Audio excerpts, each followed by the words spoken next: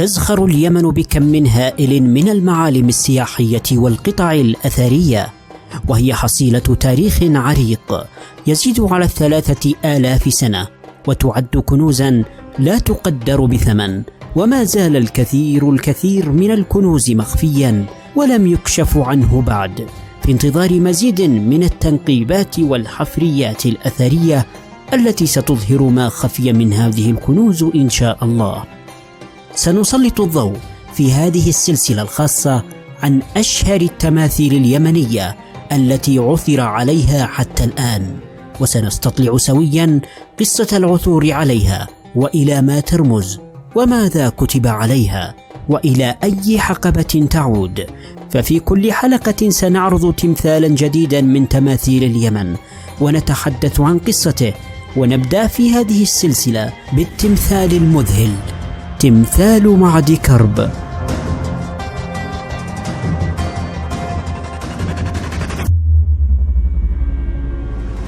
يعد من أهم وأشهر وأجمل القطع الأثرية في اليمن، عثر عليه خلال أعمال الحفريات الأثرية التي قامت بها المؤسسة الأمريكية لدراسة الإنسان، التي تمت بداية خمسينيات القرن الماضي في معبد أوام بمحافظة مأرب، وهو ضمن أكثر من 24 قطعة أثرية معظمها كانت مكسرة. صنع التمثال من البرونز، ويبلغ ارتفاعه 93 سنتيمتر، ويعود تاريخه إلى حوالي القرن السادس قبل الميلاد، وهو الآن ضمن معروضات متحف صنعاء الوطني. من خلال المشاهدة للتمثال يظهر لرجل يرتدي إزارا ما يعرف حاليا بالمعوز محتزما بالجنبية، كما يحمل على ظهره جلد أسد، وقد ربط حول عنقه بالكفين، وعلى ملامحه تجد رجلا محاربا، كما أن طريقة وقوفه طريقة قتالية، وتجده يلبس خوذة للرأس عادة ما يلبسها المحاربون. كل هذه الأشياء تدل على أنه رجل حرب وقتال، إلا أننا نجده مكشوف الصدر ولا يرتدي نعالا وله ابتسامة واضحة، ولا أرى لهذا تفسيرا إلا أنه قدم من القتال منتصرا ودخل ليؤدي العبادة، ولهذا لا بد أن يخلع النعال وأن يكون مبتسما وفرحا وهو يؤدي العبادة.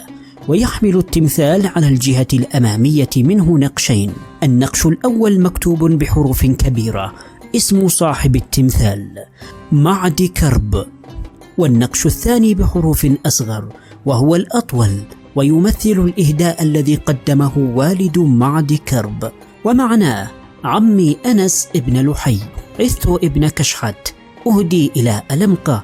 هذا التمثال البرونزي أحد 3 تماثيل محاربين من البرونز، ويذكر 5 من أبنائه هم حمي عثت، معد كرب، أوس عثت، لحي عثت، وأوس بن كشحت، بالإضافة إلى 3 أشخاص آخرين هم عمي كرب كبير أقيان ذي مرحب، وذي أمر يدع ابن كبير خليل وهو في عثت، وبيته يفعان، وكل أمواله الموجودة في وادي ذنة وسهل نشق.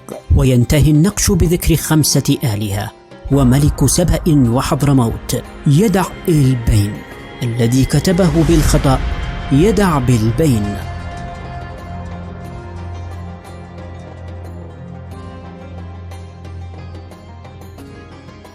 اشترك بالقناة وفعل زر التنبيهات لمتابعة الجديد من هذه السلسلة، وقم بمشاركة الحلقة لجميع أصدقائك لتساهم في النشر والتعريف بحضارة اليمن العظيم.